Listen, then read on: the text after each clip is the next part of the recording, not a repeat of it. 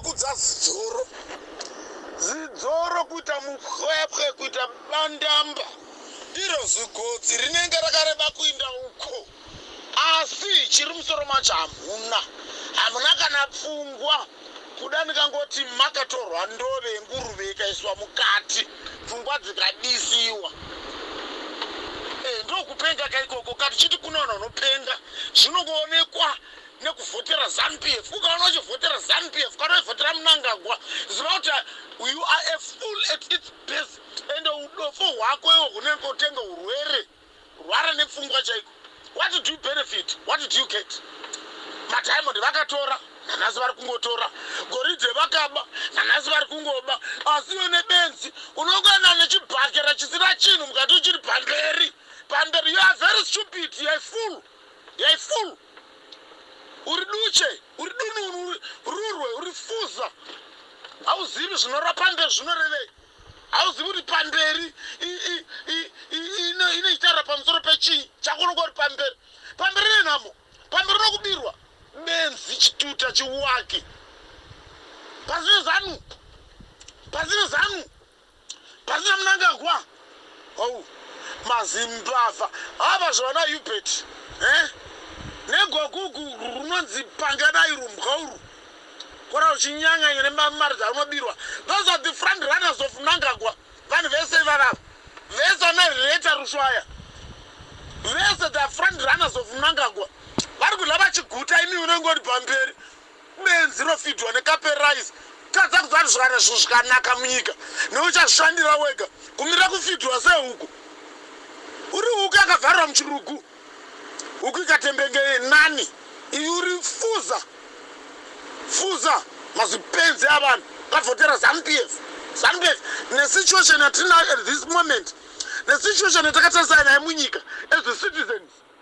No. No. Kune zvakadero kutopenga chaizvo zvinoitwa kakwapengwa. Noti asingapenga hadaro. Asingapenga anoziva pokuvhotera, asingapenga anoziva kukosha kwevhoti yake, asingapengi anotoziva kuti nyika yondongwa neZANU-PF.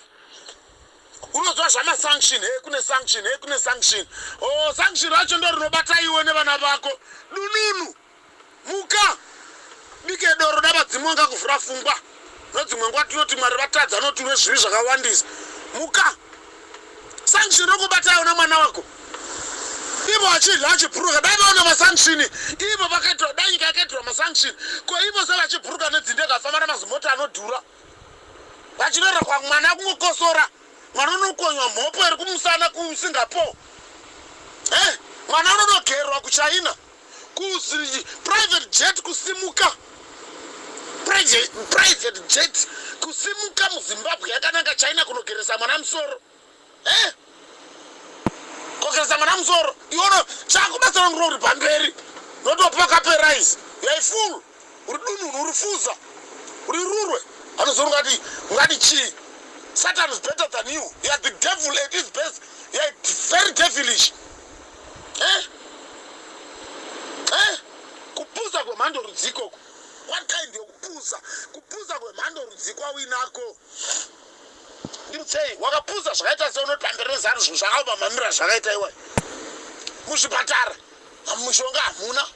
Mwana akarwara wako unotokumbira chimota chikorokoro chi-ex Japan chepane kuti ndirisire mwana wangu kuchipatara. Asi unenge uchibhakira mudenga pamberi. Wakapuzireko kude. Kuvata kukundwa nezongororo. Ndokupusa kwemhando yapamusoro ikoko. Wakaparairwa neZANU-PF inini. Wakaparairwa novhotera ZANU-PF inini. Dai zvibvunza. Zvibvunza chaiko. Kuti kwenu nyika ine masanction asi vachidla vachiguta ndekadzingobhuruka. Imagine if a private jet on monthly basis zichida munyika ne100 kgs of gold. Imagine in a period of 1 year munenge marasikirwa nopfuma hwadini 1000 kg of gold. How much does 1000 kg of gold cost? Pure gold. Rinobva kada fidelity rinokosta mari mabhilioni mangana mabirwa. Muchingori pamberi samatununu samapenzi. Ngafu tsek vanozari get away.